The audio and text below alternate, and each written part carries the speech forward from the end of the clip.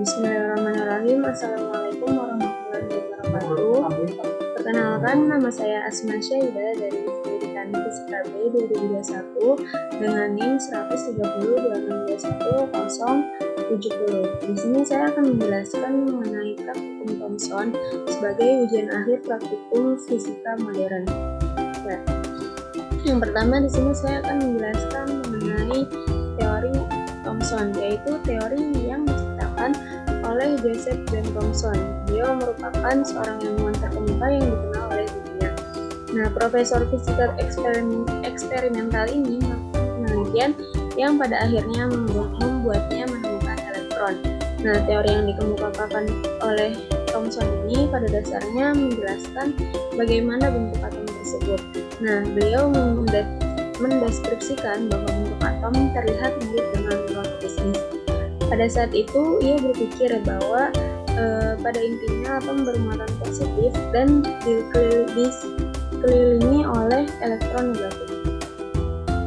Selanjutnya, untuk atom Thomson sendiri, Thomson mengetahui bahwa atom memiliki muatan netral secara keseluruhan, sehingga jika ada muatan negatif atau elektron, maka atom juga harus memiliki muatan positif untuk menyeimbangkan atom. Nah, Thomson menyimpulkan bahwa teori atom Thomson ini menunjukkan bahwa atom itu dapat dibagi menjadi muatan positif dan muatan negatif. Nah, teori atom Thomson ini dinilai kontroversial karena bertentangan dengan Dalton. Namun perlahan bisa diterima dan dikenal sebagai model pilihan.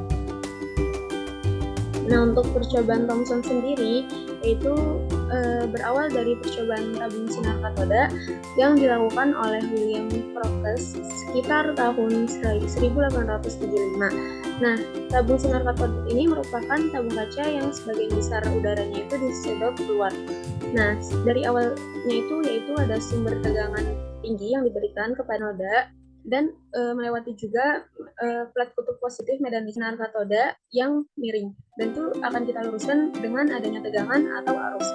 Kemudian dalam eksperimennya, Crookes mengamati seberkas sinar yang muncul dari arah katoda menuju anoda, dan kemudian seberkas sinar itu disebut dengan sinar katoda. Nah, setelah percobaan William Crookes ini, Thomson melanjutkan eksperimennya dengan mengamati dari medan listrik dan medan magnetnya dalam tabung sinar katoda. Dalam percobaannya, Thomson menggunakan plat logam elektroda negatif atau katoda dan elektroda positif atau anoda yang dihubungkan dengan sumber listrik dengan tegangan yang tinggi. Selanjutnya, saat praktikum yang dilakukan yaitu kita mencoba 2 kali percobaan. Dengan percobaan pertama memberikan 3 nilai intensitas tegangan yang berbeda, yaitu 1 kV, 2 kV, dan 3 kV untuk mendapatkan nilai arus dan tegangan. Sedangkan pada percobaan kedua memberikan intensitas tegangan sebesar 2 kV dan mengubah 2IH sebanyak 5 kali, yaitu 0,1 ampere, 0,2 ampere, 0,3 ampere, 0,4 ampere, dan 0,5 ampere. Nah, hal ini untuk mendapatkan 5 tegangan yang berbeda. Nah, di sini dalam praktikum kita juga menggunakan beberapa alat dan bahan, yaitu ada meter digital, ada DC power supply, dan juga kumparan Helmholtz dan tabung sinar katoda sendiri. Nah, dari praktikum yang dilakukan ini kita menghasilkan bahwa atom Thomson itu dengan percobaan yang sudah dilakukan makin besar nilai tegangan yang diberikan, maka makin besar pula jari-jari lintasan elektron yang dihasilkan. Nah, yang kedua yaitu makin besar nilai arus yang diberikan, maka makin kecil medan magnet yang didapatkan. Dan yang ketiga, makin besar nilai tegangan yang diberikan, maka makin kecil nilai EM yang didapatkan.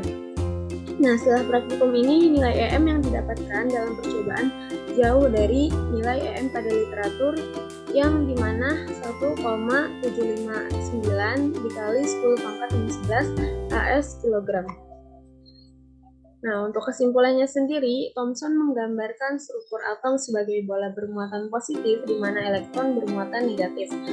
Dan umumnya disebut sebagai model puding frame karena dapat divisualisasikan sebagai piring puding frame di mana puding menggambarkan atom bermuatan positif dan potongan frame menggambarkan elektron. Nah, struktur atom Thomson sendiri menggambarkan atom sebagai elektrik yang netral, yaitu ada muatan positif dan negatif yang sama besarnya.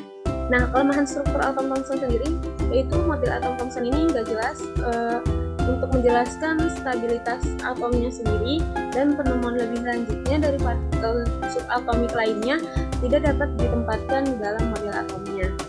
Mungkin sekian yang bisa saya sampaikan, kurang lebihnya mohon maaf.